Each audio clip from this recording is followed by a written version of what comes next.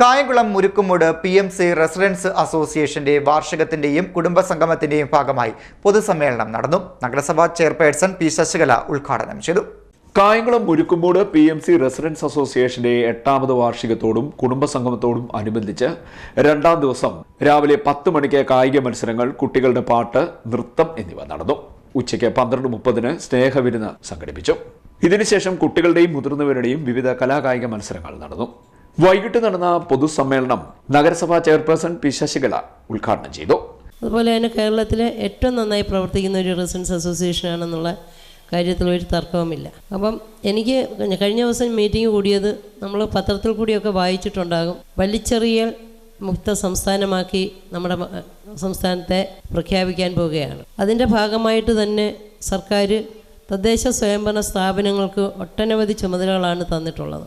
അതിൻ്റെ ഒരു ഭാഗമായിട്ടാണ് നമ്മളവിടെ മീറ്റിംഗ് കൂടിയത്. അപ്പോൾ വലിച്ചെറിയൽ മുക്ത സംസ്ഥാനമായി മാറണമെങ്കിൽ ഓരോ തദ്ദേശ സ്വയംഭരണ സ്ഥാപനങ്ങളും ആ നിലയിലുള്ള നേട്ടം കൈവരിക്കണം. ആ നേട്ടം തദ്ദേശ സ്വയംഭരണ സ്ഥാപനങ്ങൾ ആ നേട്ടം കൈവരിക്കണമെന്നുണ്ടെങ്കിൽ ഓരോ വാർഡുകളും ആ നേട്ടം കൈവരിച്ചെങ്കിൽ മാത്രമേ ഉള്ളൂ. അതിനകത്ത് അയൽക്കൂട്ടക്കാരെ, നമ്മുടെ റെസിഡൻസുകാർ, വ്യാപാരി വ്യവസായ സംഘടനകൾ, കൗൺസിലർമാരടക്കം ഈ രാജ്യത്ത് ഈ സംസ്ഥാനത്തെ സ്നേഹിക്കുന്ന മുഴുവൻ ആളുകളും അതിനകത്ത് പങ്കാളികളാകണമെന്നാണ് ഗവൺമെൻറ് ഇപ്പം നിശ്ചയിക്കപ്പെട്ടിട്ടുള്ളത്. നമുക്കറിയാം, നമ്മുടെ വീടുകളിൽ നിന്നുള്ള സാധനങ്ങൾ നമ്മുടെ വീട്ടിൽ ഇട്ട് കഴിഞ്ഞാലാണ് നമുക്ക് വലിയ ബുദ്ധിമുട്ട്. അന്യൻ്റെ പറമ്പിലൊക്കെ ഇട്ട് കൊടുക്കുന്നതിനോ അല്ലെങ്കിൽ വെള്ളത്തിലോ അല്ലെ തോട്ടിലോ ഓടയിലോ ഒക്കെ കളയുന്നതിന് നമുക്ക് യാതൊരു മടിയില്ല.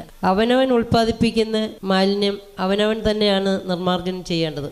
PMC residence association president Biju Nasarulla അധ്യക്ഷനായി. ഏറ്റവും കൂടുതൽ ഈ റെസിഡൻസ് അസോസിയേഷനെ, PMCയെ സ്നേഹിക്കുകയാണ്.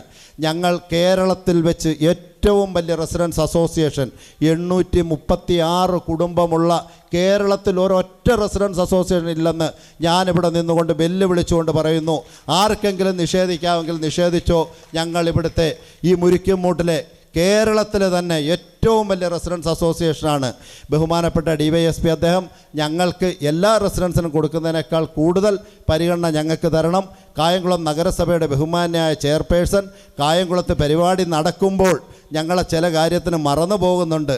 അത് പ്രദേശത്ത് ഞങ്ങളും കൂടി ഉണ്ട്. അതുകൊണ്ട് ചെയർപേഴ്സൺ അങ്ങനെ മനഃപൂർവ്വം അല്ല എന്നറിയാം.